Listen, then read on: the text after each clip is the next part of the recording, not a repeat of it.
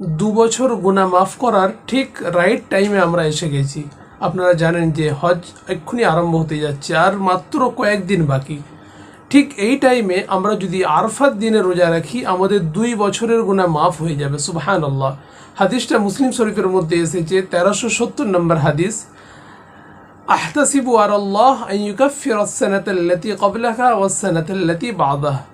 আল্লাহর হাবিব সাল্লাল্লাহু আলাইহি ওয়াসাল্লাম বলেছেন যে আমি আল্লাহ সুবহানাহু ওয়া তাআলার কাছে এই আশা রাখছি যে এই আরাফাত দিনে রোজা রাখার কারণে 1 বছর আগের গুনাহ এবং 1 বছর পরের গুনাহসমূহকে আল্লাহ সুবহানাহু ওয়া তাআলা তিনি ক্ষমা করে দেবেন। সুবহানাল্লাহ।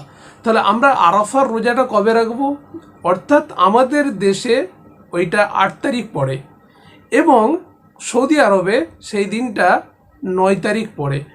তাহলে বুদ্ধিমানের কাজ হলো আমাদের 8 এবং 9 দুটোকেই রেখে নেওয়া, অথবা 8 এবং 9-এর মধ্যে যে কোনো একটা দিন আমাদেরকে রেখে নিতে হবে। কেন আপনারা জানেন যে আরবিক যে মাস রয়েছে সেইটা আমাদের দেশের থেকে একদিন আগে বেশিরভাগ ওইখানে হয়ে থাকে। সেই জন্য আমরা আল্লাহ রব্বুল আলামিনের কাছে আশা রাখবো 8 অথবা 9 যে কোনো দিন আমরা যদি একটা রাখতে পারি তাহলে আমাদের 2 বছরের গুনাহ মাফ হয়ে যাবে। ভালো থাকবেন, ইনশাল্লাহ আবার দেখা হবে।